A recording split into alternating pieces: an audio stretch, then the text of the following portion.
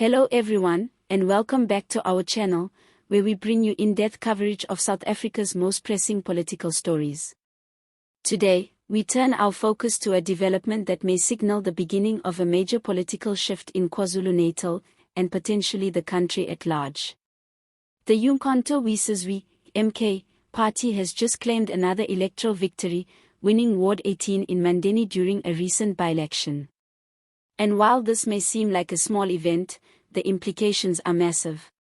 The MK party secured 41.89% of the vote, a decisive lead over the uMkhonto Freedom Party, IFP, which took second place with 29.62%, and the once dominant African National Congress, which came in third at 27.46%.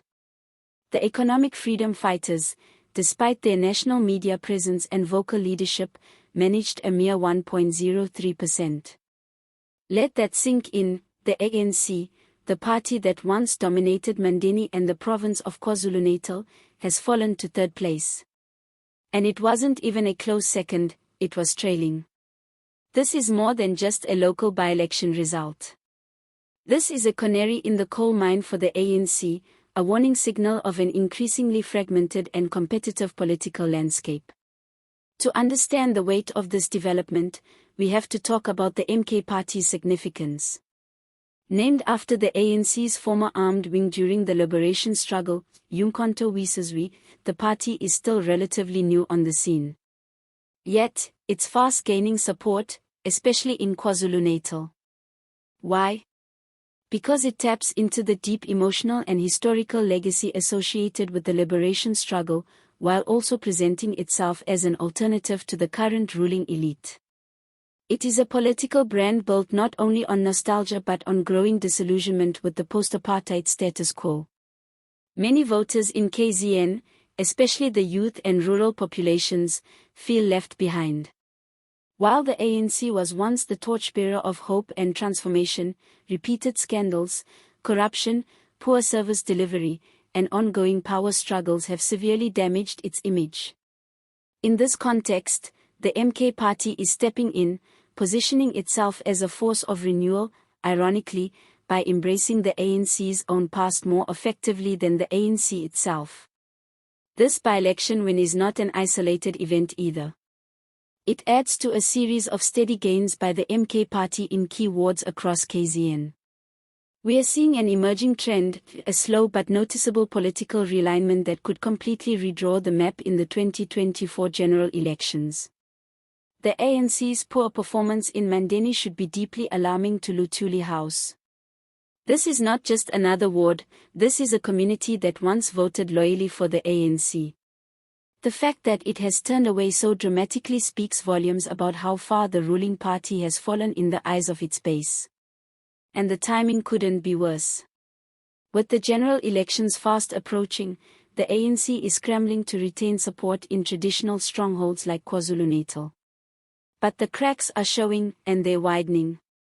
Now let's talk about the IFP, which came in second in this ward. While it has long had a strong base in KZN, particularly among older generations, it too is finding itself squeezed between a declining ANC and a rising MK party. The IFP's showing in this election was respectable, but the fact that it couldn't secure the win in Mandeni, a place where its influence has historically been strong, suggests that it too may be approaching a political ceiling. The EFF, on the other hand, failed to make a significant impact, securing just over 1% of the vote. Despite national visibility and firebrand leadership, the EFF continues to struggle to build grassroots networks in places like KZN. This result reinforces the reality that the EFF's appeal is not uniform across the country, and in deeply traditional areas like Mandeni, its confrontational style and ideological positioning may not resonate with voters facing real bread and butter issues. So, what's driving the MK party's momentum? Political analysts point to a few key factors. First, there's grassroots mobilization.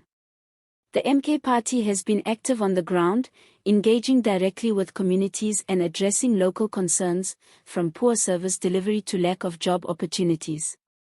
This is the kind of politics that resonates. In contrast, the ANC has appeared increasingly disconnected from its base, often embroiled in internal factionalism and high-level disputes that seem far removed from ordinary people's realities. Second, there's growing anger, especially in KZN, over the perception that the ANC has lost its moral compass. The legacy of state capture, unresolved corruption scandals, and the general sense of broken promises have created fertile ground for alternative political voices.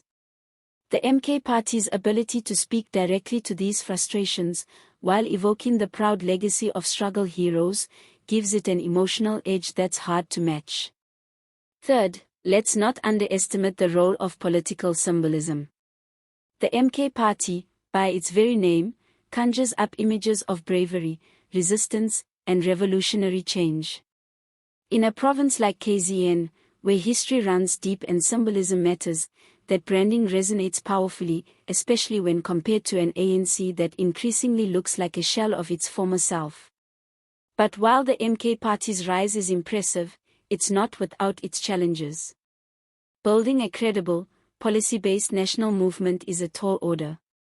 Winning by-elections is one thing, running an effective campaign on a national scale, securing enough seats in parliament, and sustaining that momentum over time is another.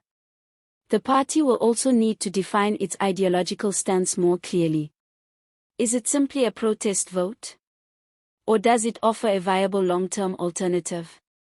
Regardless of its future trajectory, one thing is clear: the MK Party is shaking up South African politics. And if trends like these continue into 2024, the ANC may find itself battling not only for dominance, but for survival in key provinces like KwaZulu-Natal. We are witnessing a new chapter in South African democracy, one where loyalty is no longer guaranteed, and political competition is fiercer than ever. The MK Party's growing support base, especially in places long dominated by the ANC, reveals that voters are no longer content with legacy. They want delivery. They want action. They want change. So, what does this mean for the rest of South Africa? If the MK Party continues this momentum, it could play a keymaker role in future coalition governments. And as we've discussed in previous videos, coalition politics brings both opportunity and risk. It could usher in a new era of accountability, or further instability, depending on how parties choose to cooperate. One thing is certain: Mandeni's by-election was more than a local event. It was a loud signal that South African politics is evolving, and the electorate is watching closely. Thanks for watching today's video. What do you think about the MK Party's growing influence? Is it the beginning of a political transformation, or just a temporary protest movement? Drop your thoughts in the comments section below. Don't forget to like the video, subscribe to the channel for more political insights, and hit the bell icon so you never miss an update. Until next time, take care and stay informed. See you next time.